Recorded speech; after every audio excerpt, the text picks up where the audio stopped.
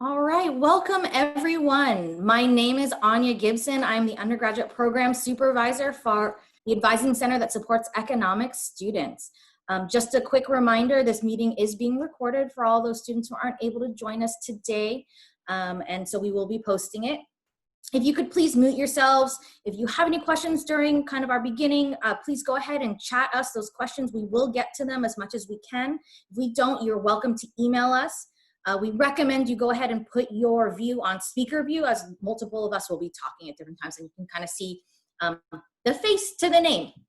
So welcome. And like I said, my name is Anya Gibson.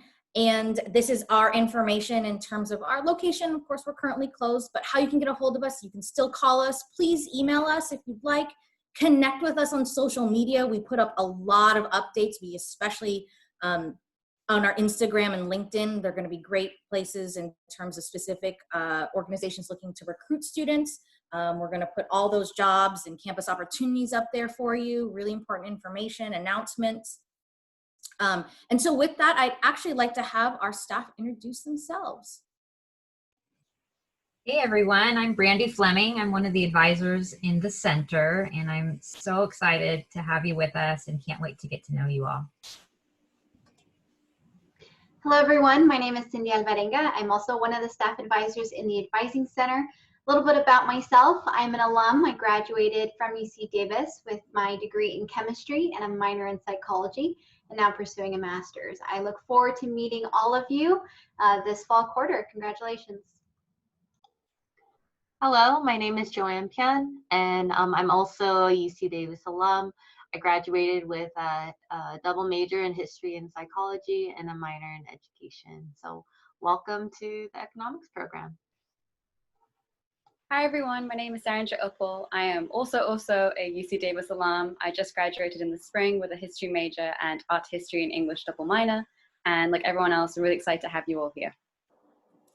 Thank you all for introducing yourselves. And you'll notice we don't have Chris Dosek here, but he is an advisor in our center. He's unable to join us, but you may get some information from him. So he is also on our team. I do want to say, if you want to connect with us after this, we do have drop-ins available. We have appointments available, and we encourage you to email us since we are not physically available at our location. But again, those are our opportunities to get to know us. We have a wonderful team of peer advisors, a couple of which are here with you today that we will hear from later, but we have some peers also available to you this year.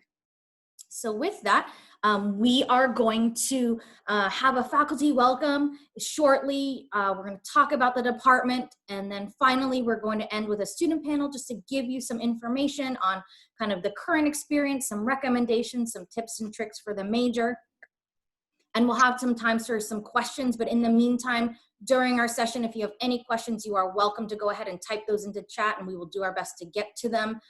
Again, if we don't get to them, go ahead and email us absolutely or make an appointment. But without further ado, I would like to introduce Professor Janine Wilson. She is the chair of our undergraduate program, and she's going to be talking to you today about the faculty perspective in the department. So please welcome Professor Wilson. Hi, thank you so much, Anya. Thank you for the introduction. I am very, very happy to have you all. Yay. Okay, good. You just filled my screen. So it's very, very nice to have you all with us today. And we're very excited to launch fall. You're here at a very good time. Spring was a little chaotic, I'm not going to lie. But we've had the whole summer to really prepare. And a lot of us some of us that weren't as comfortable teaching online are now totally with it, and we've designed our courses accordingly, and we're very excited to have you with us. So just a few things just from my perspective.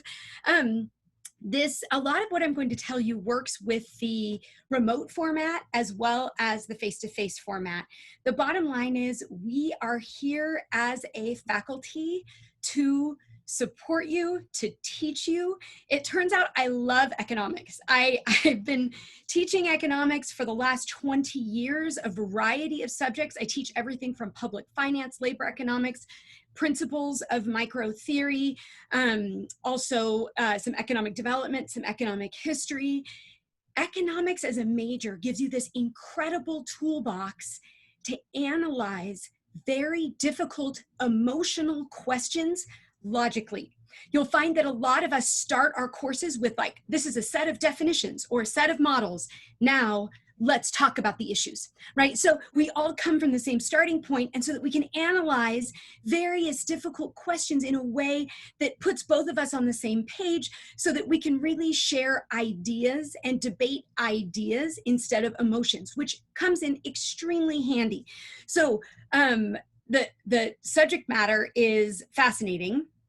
You will also find that each faculty member you interact with is a little different, just like you are all a little different. So you will find that some faculty members, when they're in front of the class, they're dynamic and engaging, and you say, wow, this is a neat subject. Some of them are a little bit less confident in a big format, but you get them in office hours and they're riveting. Like the research that they're doing is really, really fascinating. So you are joining an R1 university.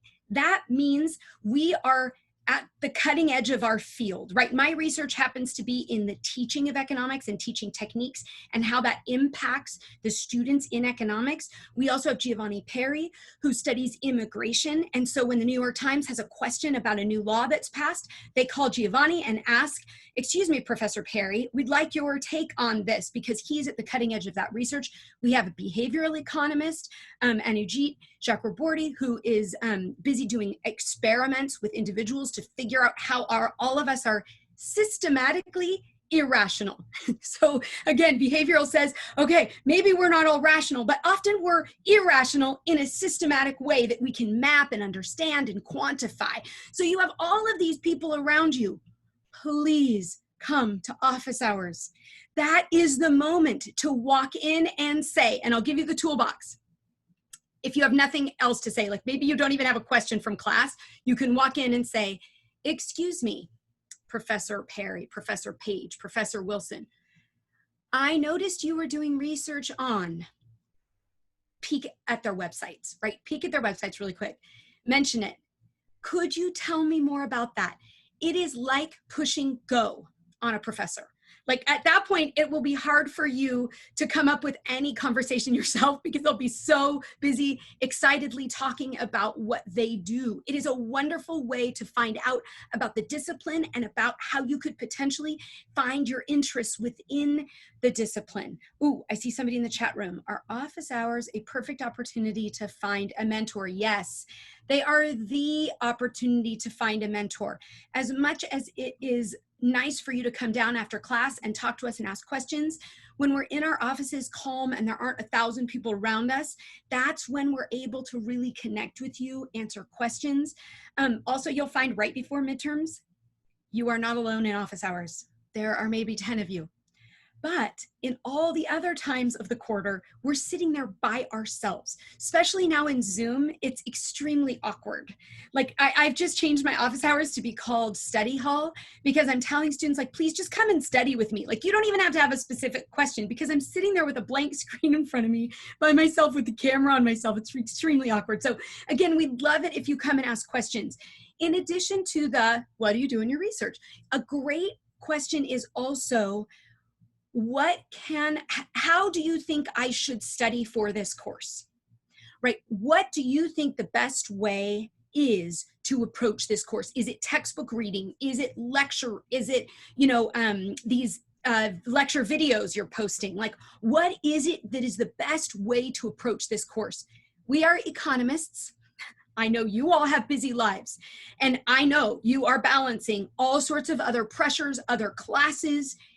So the way to be most efficient in my particular course, you have to read the text, then come to lecture, take notes on that lecture notes, test yourself with my study guides, and you're golden.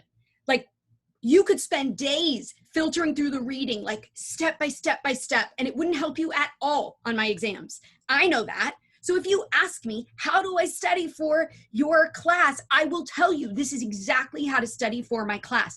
It's a way that you can be the most efficient with the time that you have and learn the most that you possibly can, and learn what I want you to learn.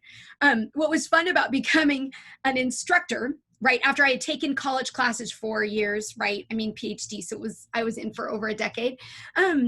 I learned that all we do as faculty is take our favorite things and pull them out of the curriculum and teach them to you. So for you to know what I think is most important saves you so much time and energy. Once you've graduated, then you know now how to get your own information. You don't even need a course on something. You can find it yourself. But you being in my class means you get to experience what I think is the most exciting. So come to me, ask me, what is the most important aspect of your class? How do you think I should study for your class? And it's a great way, number one, to pop into office hours and have something to say. And then number two, to really get this sense of what I want you to know in my class, what I want you to learn. The other thing is, you will inevitably go to a professor's office hours and they will just stand there slack-mouthed. Like you won't get any response. It won't be common, but it happens. Don't worry, that's not most faculty. So just keep moving. I would argue that no one in economics will do that, but it could be that someone does. Don't give up on all faculty. Keep going and asking questions. In addition, this Zoom format, it is very bizarre for me to be in my house with a microphone talking to a screen. So sometimes I lose questions from students. Use the participants or I think it's participants, and raise your hand if you have any questions and slow us down. You'll make our day. You really will, because I am sick of talking blankly. I really want that interaction. Okay, speaking of which, somebody just popped in to the chat room. Oh yeah, good question. So can office hours be used to ask about a new policy, something potentially you read in the newspaper or I'm aging, I'm aging myself, like on like a news article, or something you've heard. That's a great time to ask about those policies. It is really, really nice. And I may say, I have no idea. Let's talk about it. But at that point, you'll be able to tell me what it is and I'll be able to give you my opinion. It is a much richer way to go through college. I didn't do that when I was an undergrad. I didn't go to seminars. I didn't engage with the faculty in their research. It was only after I left school that I realized who I was in school with. So please don't do what I did. Engage right away about if there are seminars you're interested in.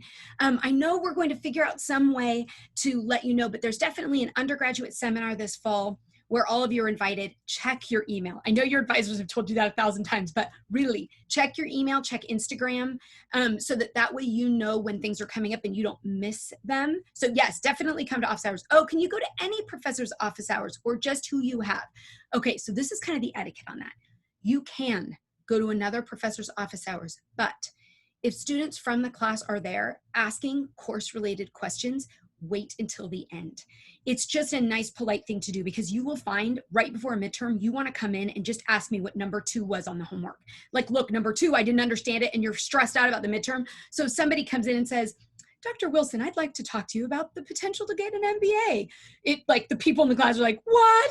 Like, we just want to know what's going to be on the exam. So etiquette wise, just take the back seat to whoever's in there. But you'll probably find that as long as you're not there right before midterm, the professor will have plenty of time to work with you and you can definitely ask those questions.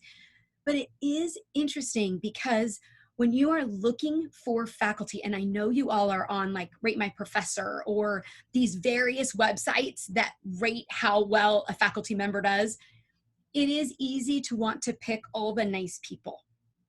Be careful, because sometimes those that with the deepest research and the most introspective look at the world aren't your like hee-hee friendliest in class.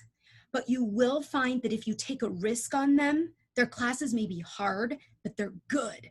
And you learn a lot and they're intense in a way that you get value out of your education. So be careful not to avoid all classes where somebody says like, oh, it was a really hard professor or they were rude.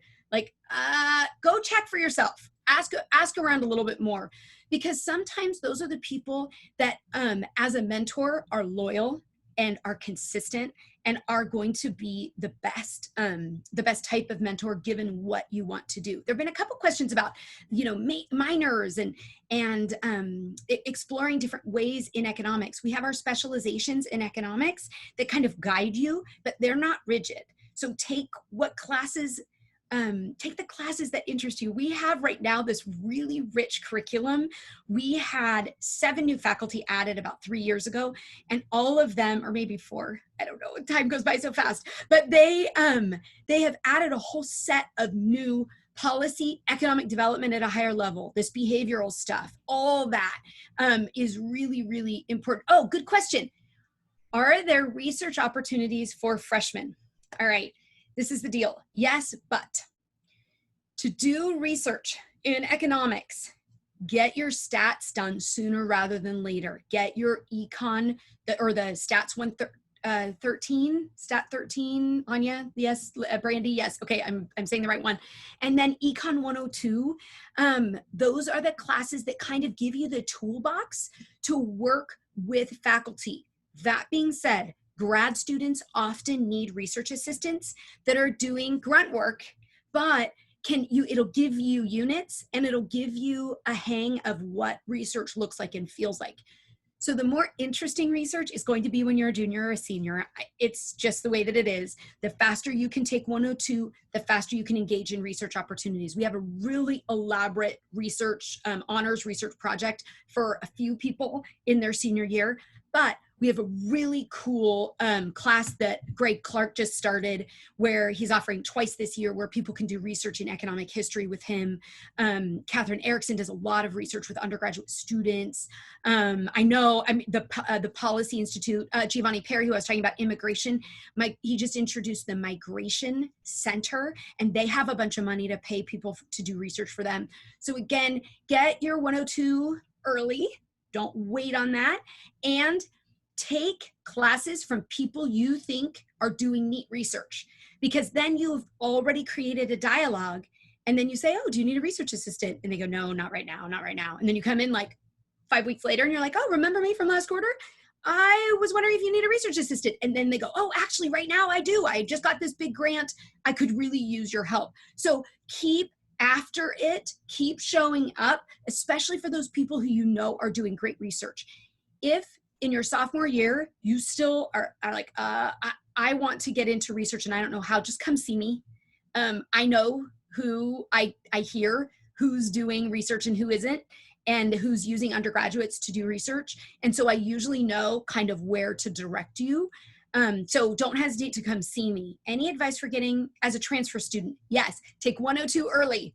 That is the best advice I can give you as a transfer student. It's not an easy class. It's not supposed to be. But the closer you take to stats, like if you just took stats at your junior college, you're more likely to do better in the 102. So the earlier, the better you take that.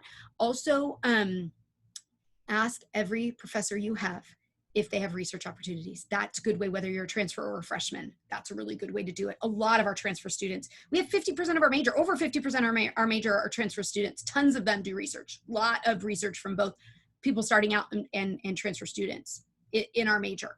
Can I take core classes simultaneously? Can you? Yes. Should you? No. It's a terrible idea. I did it as an undergraduate, and I remember my advisors telling me it was a bad idea. It was a really bad idea.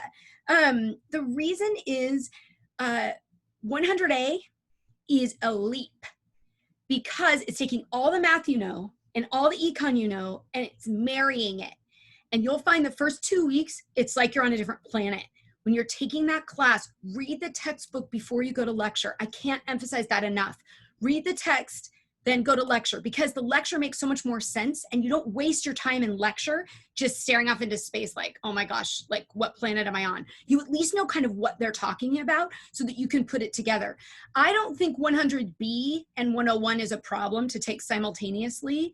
I'm less worried about that depending on how 100A went. But if you did an A plus in 100A, then you can feel a little bit more confident taking some 100B along with the others. But otherwise, follow your advisor's map and just take one core at a time. And you'll find it's just a more pleasant experience. That quarter I still remember taking 100A and 101 together, and it was just unpleasant, and it didn't have to be. I didn't get the grades that I would have gotten, and I didn't learn as much as I would have learned. Now, again, at that point, I didn't know I wanted a PhD. So, oh, I didn't start my timer. Oh my gosh, I'm just talking. Anya, do I have one more minute? Oh, you're good. You've got 10. I've got 10. Okay, good. Perfect. I had it all set up to start it, and then I forgot to start it. When I had that information later on in graduate school, I suffered because I didn't have that toolbox as well. All right, any other questions? I think I see another one in the chat.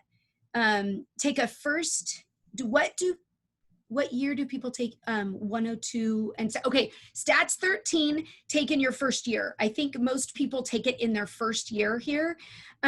Most transfers will have taken it already at their junior college.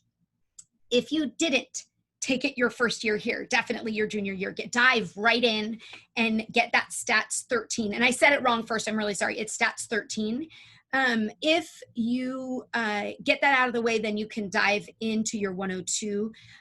What year usually do people take their 102? They usually take it their last quarter when they're about to leave and they're scared they're going to fail it and it's this awful experience. Don't do that. Do it early. Like do it in your, like if you're a transfer, do it in your junior year. If you're a freshman, I would say the beginning of your sophomore year. Probably the beginning of your sophomore year, because what you'll find is all the rest of the classes, even economic history, even my public finance class, my labor class, they all kind of make a little bit more sense when you see how the research is done. It's like looking behind the curtain to see how the research is done, and it helps you. Our econ major is required to take an upper division writing course, so I don't believe you're required to do that at all. I have incorporated writing into many of my courses because you guys can get away with not writing much at all in your undergrad experience. So many of us now are actually having you write more. It just depends on the class. My economic development class, you write. I just incorporated it into my economic history class, and I think public finance as well, I incorporated it. Why? Because what we're finding is wages of workers in the STEM fields are stagnating. And you're gonna be like, what? Stagnating? My parents are like hammering into me, I have to be in a STEM field. The wages of people with STEM backgrounds that can communicate their understanding in STEM, those salaries are skyrocketing. It turns out you have to be able to share your knowledge with other people. Be a project manager where you're taking someone who's doing only data analytics and writing a paper with it and giving a presentation with it and talking about it. So even if you're somebody who doesn't love giving speeches, that's not what I'm saying. I'm saying that if you're someone who can put words to the numbers, you are going to have a stronger toolbox moving forward. And that's really what economics is. We're telling stories with the numbers. You can show me a table and I can be like, oh, it reads like a novel, right? It gives you that exciting information that we need to move forward. Oh, wow, 8. Other classes to take your first year. Get your math done as fast as you can. Your calculus, your stats, get that out of the way. I love economic history. So all you need is 1A and 1B. So get that 1A and 1B out of the way. Take an economic history class. All the rest of the classes kind of tuck in to your economic history class. A lot of them kind of relate. So it's nice to do an economic history or an economic development class earlier in your career instead of later. Also, oh, I don't know what stats 32 is, so it's not required. What do they teach, Anya, in stats 32? It is similar to stat 13, but it is a specific class for the stat major. And so I want to pause everyone from talking about kind of requirements and not, other than general recommendations. Professor Wilson is fantastic, but that is not her area of expertise. It's not. And as advisors, we are available to you. And so please We have tons of resources on, and we could spend a whole hour on all these questions. So we are more than happy to answer your emails, make an appointment. We will have drop-ins early next week. Almost all of our appointments are available. So if you have questions about classes, what to take, all of that, please come in and see us, come in virtually, I mean, or send us an email, and we will, and at the end, of course, we can answer those questions. But Professor Wilson really talk about, 102s and what other recommendations in terms of the major we want you to explore. But after she's done talking, we will do a quick informational for those students who want to refresh on that information. Yeah, and it's these are all really good questions. So get them answered when it comes to what's what. But I know internships are a question in here, and the LinkedIn page is a great one for that. Get on Econ LinkedIn. I manage it. So make sure you've identified yourself as an economics major at UC Davis. Otherwise, I don't let you in.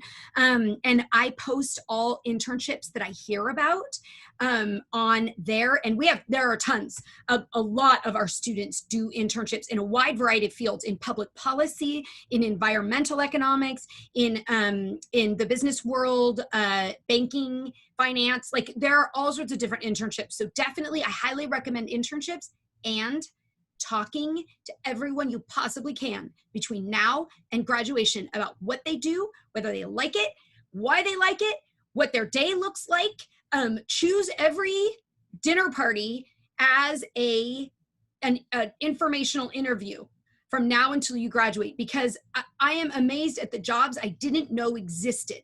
Now, do I love my job? Yes. This turned out to be the best job for me, but I took a long road before I got to this job. And though those experiences were delightful, it would have been nicer if I had known more what my job opportunities were by the time I graduated. And I would have been a little bit it's not bad to not be direct, but again, I really advise it. There was another one. It's Gateway to Social Statistical Data Science. How can we find the LinkedIn? Oh, Anya, can we put that in the chat? It takes me a long time. Oh, nice. Thank you, Cindy. And so we're going to be sending an update with all of our information on how to reach us, LinkedIn, our website, all of our resources. Yeah, so that's really good. And I think I'll wrap up, because I know you guys have a lot of other things going on. But my advice to you really is, when you are in these courses, realize that they are for you. And there will be a moment where you are lost and you think you are the only one that is lost, and that is not correct. If you are lost, it means other people are lost. If you have a question, it means other people have a question. Do not be afraid to speak out, to advocate for yourself. Obviously, be kind and respectful about it. Call everyone professor whatever. Really, like, even if you don't know their title, like, just call them professor whatever. Because if you're wrong and they are a professor and you call them Mr. somebody or Miss somebody, then you're in real trouble. So just call everybody professor. Make sure all your emails are dear so-and-so, dear professor, whatever, and they're super respectful. And then what happens is you find out that we are thrilled when you want our help, when you want to engage with us and make this a pleasant experience for us. It's why we're here. Otherwise, we wouldn't be in academia. We love having the teaching aspect of it. We love having people be interested in what we're interested in. So please don't hesitate to come to us. And I'm here in these next 4 years or 2 years, whatever it may be. Please come see me if you have any questions or anything else. I design the curriculum. I line up faculty to teach the curriculum. I kind of know who's where and what might be a good fit for you. So do let me know if you have questions or concerns. All right, Anya, did I forget anything? No, I think that was great. I think, yeah, absolutely. And when in doubt, go to your office hours. We also, Professor Wilson didn't mention our TA office hours. Every single class has TA office hours. So definitely utilize the graduate students in economics. They are also really helpful. If your professor is describing something that it's not quite making sense, you go to office hours, it still doesn't quite make sense. You can also ask your graduate student TAs. That's a great opportunity to do so. Yeah, and vice versa. You know, if your TA's explaining something and you're really still not getting it, you can go to the professor and say, you know, they kind of explained it like this. I'm still confused about that. And finally, we have free peer tutoring in our economics courses run through the department. So there are other students who've taken the classes, who've been vetted by the professor, have done really well, and who can explain those concepts in a way that might make more sense to you if nobody is really getting through to you on a topic. And you know, if you're having trouble figuring out what your resources are, come to us in advising. Okay. So I just wanted to say thank you. There are such nice comments in the chat room and I can't go fast enough. So I just wanted to say thank you to everybody. I was about to privately chat people by accident. So I just want to say thank you very much. And for those of you I get to see in Thursday and on my economic history lecture or economic development, I look forward to it. And thank you so much for letting me speak. All right, take care. Have a great rest of your orientation. Thank you, Professor Wilson. So thank you so much, Professor Wilson. That was really, really great. She gave some really good information. We know that's really quick. She's very excited for you all to join us, and her passion and enthusiasm comes through in her classes. You can, for those of you who joined us a little early and heard she was going to be joining us, I said she's one of the most sought after professors. So you can see why she brings that enthusiasm to class. And she is right. We have so many wonderful faculty who are just as amazing as her and excited to work with you as undergraduate students. And she is right. There are some that aren't quite as bubbly, but they're really, really fantastic. Get to know them in office hours. Don't be afraid.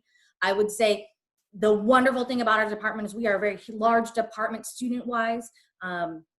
But our faculty really want to work with students. So I know there was tons of questions about research, how to get involved, and internships. And so I wanted to follow up before we go into our student panel. I want to take just a couple minutes to kind of follow up on some things that Professor Wilson mentioned, because I want to make sure you all have the correct information. And so to be clear, no, you do not need to take an upper division writing course for the major. However, there is the College of Letters and Science requirements, and our college, the College of Letters and Science, does have an upper division writing requirement. There are multiple ways in which you can satisfy it, so it doesn't necessarily require a course, but please, please, please go see the college about those things. We don't certify that part of your degree, so just a reminder, on top of all your major requirements, you do have the college requirements and university requirements. And our college is going to be able to talk to you specifically about that. And if you don't know where to go ahead and email us. We'll help get you connected with those resources. And it's in the chat. Thank you so much, Joanne. Please, please, please go see the college at some point while you're here at UC Davis, because we don't certify all your requirements. In terms of appropriate times to take a Econ 102, we really strongly recommend, of course, everyone needs to have the prerequisites, that's transfers, lower division requirements and prerequisites, that's transfers and incoming first years. But if those of you who are interested and really excited to take it, we recommend that you take Econ 100, do solidly well, C- or better. Go ahead, your second quarter, you can absolutely take Econ 102. That would actually be the preferred pathway for all of our economics majors. I know some students are tempted to take Econ 100B, which is the continuation of 100A, which is intermediate micro. The next quarter, you can do that if you're not ready for the 102, but our faculty, as Professor Wilson said, do recommend 100A, intermediate micro, and then 102, and then it's your decision on whether you want to go into intermediate macro, or if you want to do the second part of intermediate micro. So that's just kind of an option for you all. So 100, so for all of you, 100A first quarter, or your first upper division econ class, then 102. And then the last two things I want to mention are in terms of the internships and research on campus. So internal, we'll have a lot of that. We want you to look at our LinkedIn. We want you to look at our Instagram. We want you to pay attention to our weekly announcements. So you will get an email from us in the Advising Center just once a week with all the announcements. All of our stuff will be up top. And on the bottom, I have all of our internships and job announcements, because I know that tends to be the most salient. But go ahead and skim through those. We're not going to spam you every day. The only things you're going to get additionally to that are really, really important things, like maybe twice a quarter, that are going to come from myself or my staff. But the Internship and Career Center on campus is available to you virtually. They have all the resources in terms of jobs and internships. And then the Undergraduate Research Center is available to you on campus, another center that helps connect students with undergraduate research. And so that's just a little bit more general center for you all, and they're also available virtually to you. So for all of you looking forward to that, that's going to be out there for you. And it looks like we have a couple questions. The last one I just saw was about appointments and making academic plans. Absolutely. So we have them posted on our website. So if you want to self-serve, you can do that immediately after this. However, we absolutely will be happy to meet with you to do a 4-year plan, 2-year plan, graduation plan, couple quarters, take a look at our classes, and we can do that over an appointment or sometimes during drop-ins, depending on how in-depth you want to get. So please, please, please make appointments with us. We have lots of availability starting next week and are available to you. But if you want to see some sample plans, so some generic ones, they're on our website, but you can absolutely do that. And we will be sending out a follow-up email to this. This will all be posted. Did I miss anything, staff? I think those were the big things I just wanted to kind of to make sure you're aware of. And without further ado, I am going to hand it off to Brandy Fleming, one of my staff advisors, who's going to facilitate a fantastic student panel for you. And then we will leave some time for questions. And again, our email's available to you. We're going to be available of appointments and drop-ins for all your questions. Thank you so much, Anya. Hello again, everybody. I am here to introduce you to your student panel, and I'm actually going to ask them to introduce themselves so you can see who they are. All right, we'll start with Viviana. You can just follow the slide. Go ahead. Hi, yeah, I'm from Los Angeles. I'm doubling in history and communications. I'll be a peer advisor for the 2020 to 2021 school year, and I'm also working as a peer mentor for Aggie Connections. Hi everyone, my name is Ovia. I graduated in winter quarter, and I was an econ and stats double major and a communication minor. So anyone has questions on those, like stats 32, I saw some of those in the chat. I've taken that class, so I can let you guys know the ins and outs of it. And yeah, I'm from Fremont, California, so the Bay Area, if you're not familiar. Hi everyone, I am also from the Bay Area, Cupertino. I am a 4th year history and economics double major, and I will also be a peer advisor for this upcoming year. And last year I was an economics peer tutor for over the winter quarter, and the year before that I also did study abroad. And so if you have any questions about that and coursework, or just any questions, I'd love to answer them. Thank you, Devika. I appreciate that.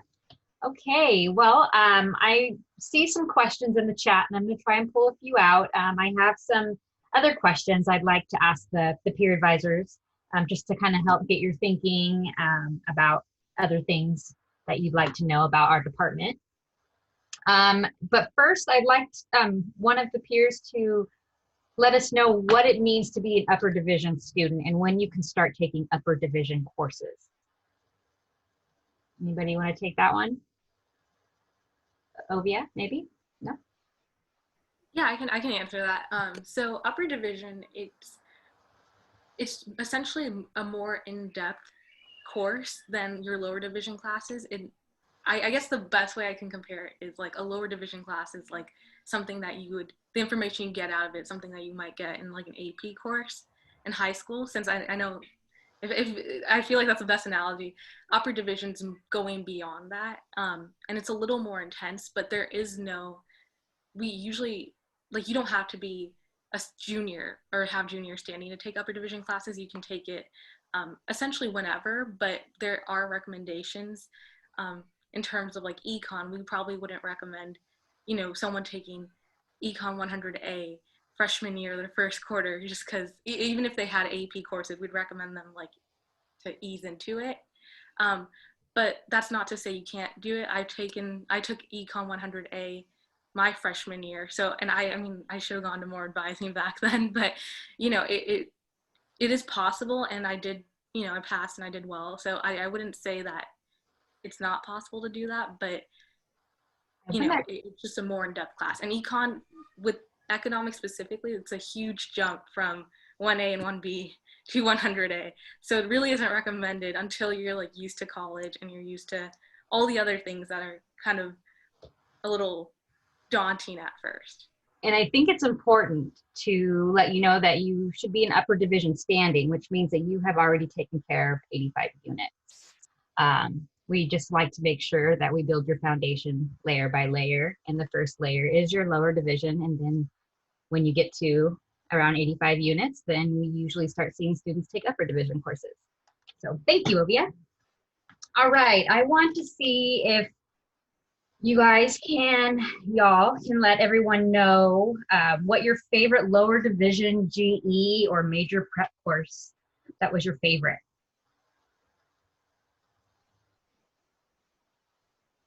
Devika, do you have a favorite class that you like to take that you remember taking, lower division wise, or even upper division?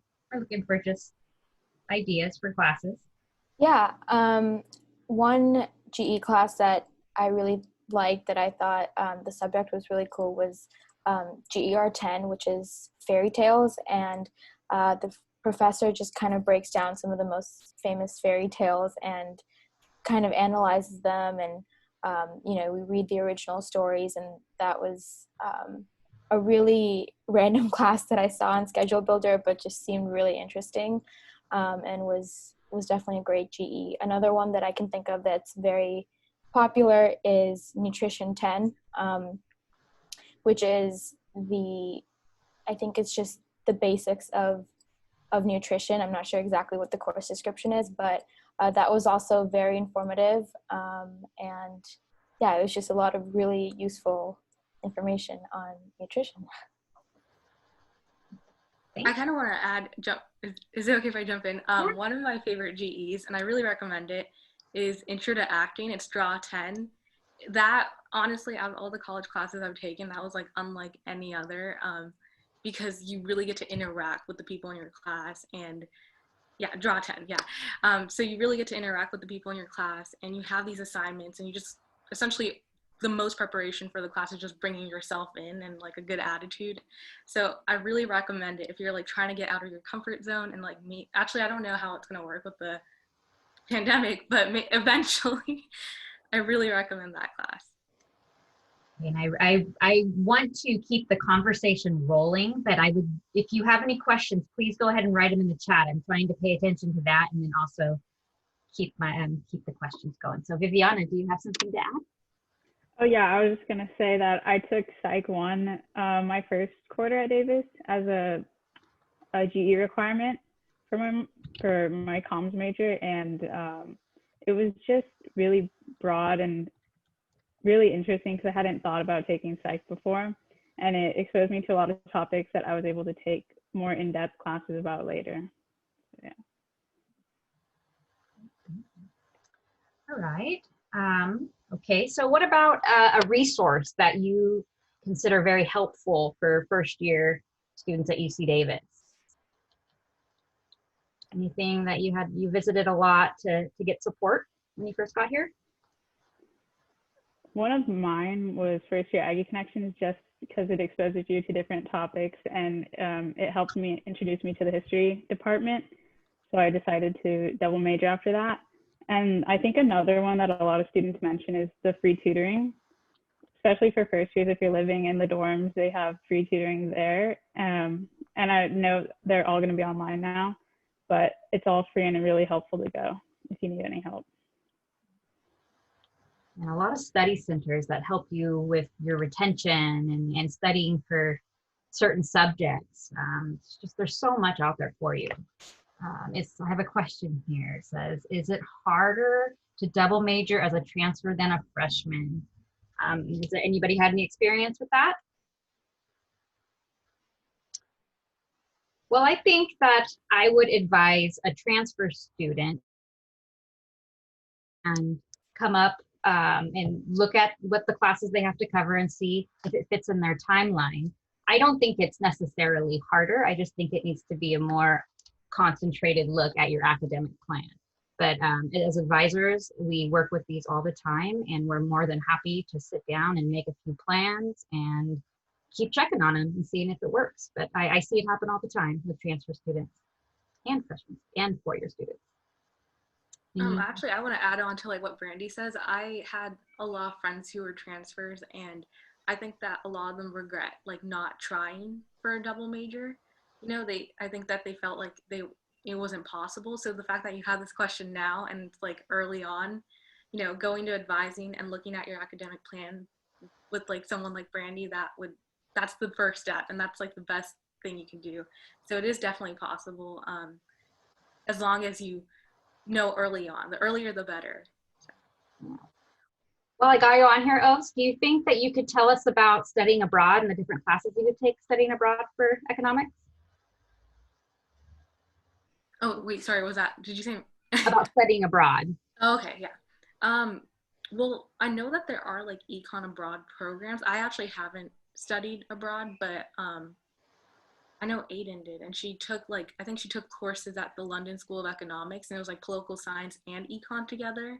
So if anyone's like interested in that like duo, that's totally possible. But they're also like I think the summer study abroad is like a little more flexible. Yeah, I know that there's programs. I wish I studied abroad, but I actually didn't. So I don't know how well I could speak on that. Okay. Thank you, Olivia. Devika, do you have anything to add about that? Do you know anything about econ study abroad that you'd like to share? Yeah, well, I'm not too sure about the specifics of what programs they have exactly. Like Ovia said, I'm sure that there are certain programs, because for study abroad in general, there's UC Davis Study Abroad, which is UC Davis classes essentially just picked up and dropped in a different location. And then there's also UCEAP, which is the Education Abroad program, and has it's more of like you picking your own location and classes. So it isn't necessarily the same coursework as what you would have at Davis. And so I think generally just looking through the economics website, I believe, would be a good resource, or the study abroad websites. And I would start by just going through which programs you might be interested in, and then meeting with an advisor to look at your individual coursework and see if there's a way for you to balance study abroad with your academic plan. Sounds great. Very good. Thank you so much, Devika. There's a question in the chat that says, what is one regret you each had while taking courses at UC Davis? This is a good question. I would say mine would have to be procrastinating, especially as a history major. I would hold off on reading. And so at one point I was taking the history of witchcraft class, which is also really interesting, but I had to read like a whole book in one day, and it wasn't that fun. So I would just say make a plan and stay on top of your work, definitely.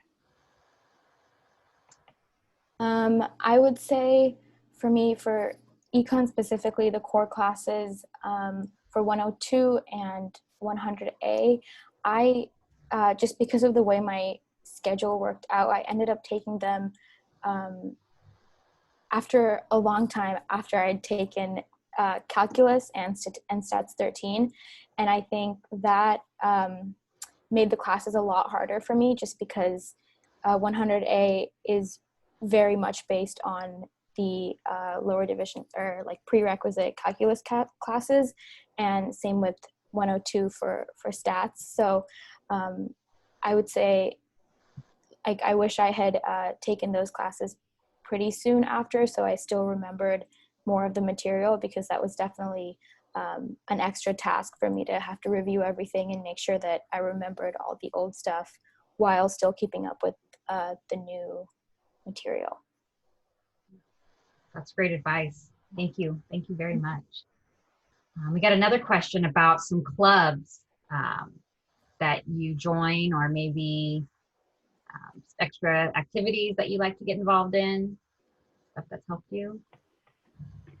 Yeah, so Well, I'm biased because I was like in the cabinet of this club, but Global Tea Club, if any of you love tea and you want to meet like-minded people, it's a really chill club where meetings are a little different this quarter, but when things are more normal, they give you snacks, they give you tea, you learn a lot about it, and you kind of become a tea connoisseur. So if anyone's interested in that, it's a really great club. And you don't necessarily have to do a club that's related to what you're studying. I personally liked kind of doing something different because I got to meet other people of different like majors. I got to meet a lot of food science majors. And the club also offers like internship opportunities. That's where I got my internship for the summers. So I recommend Global Tea Club if you like tea and you want to check it out. Viviana, you were saying something about a club? Oh yeah, so I first joined the communications club, and then I also joined the history club just because they're part of my major. But I also joined this one club called the Side C Album Club. It's brand new, but it's basically like a book club but for music, so it's really interesting. You listen to like an album every week, and then you just go over it, so it's kind of cool. How'd you get in touch with that? They were tabling, and I asked about it, and I just signed up for their like newsletter, and so I started going to their meetings. Great. Yeah. Yeah, newsletters are key. They have a lot of good info. Ours is amazing, so we love it. I also want to ask a question. What is your best advice about building study groups and how to go about that, make connections? I know there's a lot on Facebook. Like for each class, there's usually like a group you can join. So I'm in the class of 2022. So people will just ask like, oh, is there a group study chat for this class or this class? And you can just ask, and then people will be like, oh, I'm in that class too, and you can just make one. Or you can use like the discussion board on Canvas. Sounds great. Well, we're running short on time, and Anya's going to close us up, so I'm going to hit it back, give the lead back to her. Thank you so much, and thank you, peer advisors, and for being here with us. We appreciate it. Yes, thank you so much for giving us your input. And I just want to follow up on that last question in terms of clubs. The Center for Student Involvement, CSI on campus, has a whole list of all the clubs available on campus. We encourage you to reach out and connect with something that sounds interesting to you, whether it's a club, an office, or something you're interested in, such as research. But we have tons, and if for those of you economics students, there's a lot of professional economics clubs on campus that we have a lot of members in our majors as well as others, so you're welcome to look at those. And if there's a club that, if there's an interest area that you have that you don't see, you are welcome to start a club. Our campus has great support for that. So I just wanna encourage you all to get involved in that. And I think that the follow-up on the study abroad question, we don't have any econ faculty that currently teach economics courses abroad at the moment, but you all have access to all UC EAP, so all the UC campuses study abroad where UC faculty teach abroad. There are courses there in economics, and you also have access to a whole host of international schools. If there's a specific school you'd like to go to for economics courses specifically. But we also encourage you to go take other classes, whether that's other culture classes, language classes, area of interest, internships. You can do internships abroad. There's some really cool internships that a lot of economics students have done. So I encourage you to go check out the Global Studies Office. They have tons of resources, and they will be keeping everyone up to date when studying abroad is actually available to students. So just letting you know, there's tons of resources on campus. If you have questions, absolutely, please let us know. I do notice we've had a lot of comments that students are having problems getting into our appointment system, and I sincerely apologize. We've been working on this. For those of you who want to make an appointment with us, we do have openings next week and the week beyond that. So go ahead and email us at ecnugadvisor@ucdavis.edu. And let us know you'd like to make an appointment, you're having issues getting in. Just let us know the error message you're seeing. And go ahead and provide us your availability, so that way we don't have to go back and forth with you. But hopefully shortly, IT can get back to me and let me know what's going on with our system. But normally you'd make an appointment at appointments.ucdavis and by selecting Economics, History, East Asian Studies. Thank you all so much for joining us. We're really excited to have you here. We're available to you all. If you have any other questions, feel free to email us. We do our best to get back to you within 48 business hours, so a couple of days. Right now, we are experiencing quite some heavy traffic due to the beginning of the quarter, but we are doing our best to get back to you. So please be patient with us. We work during our normal business hours, so generally around 8 to 5, Monday through Friday. So we do our best to get back to you, but that's the best way to get a hold of us. Or you can call our main line, and we also do have a virtual front desk, some hours available that I'll be sending out.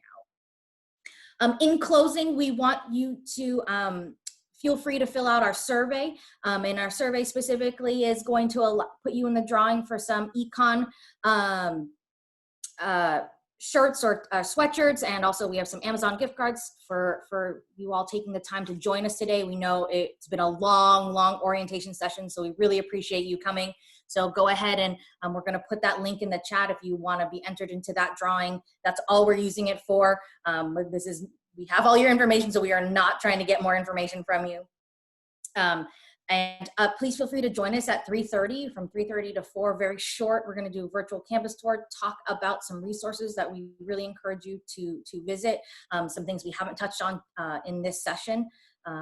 But also check out our website. Our website, economics.ucdavis.edu, is going to have all of our contact information, lots of sample plans, where you can make an appointment, some other tips and tricks, and we will be posting Professor Wilson's section of this video so that you all can refer to it. And you should look out for an email from me in the next probably 3-4 days. I'm going to send you where you can find our virtual front desk, how you come for a drop-in, appointments, advisors, and so check your emails. We really encourage you, especially in this remote work period, to do so. But thank you so much for taking the time, and we look forward to talking with you this year.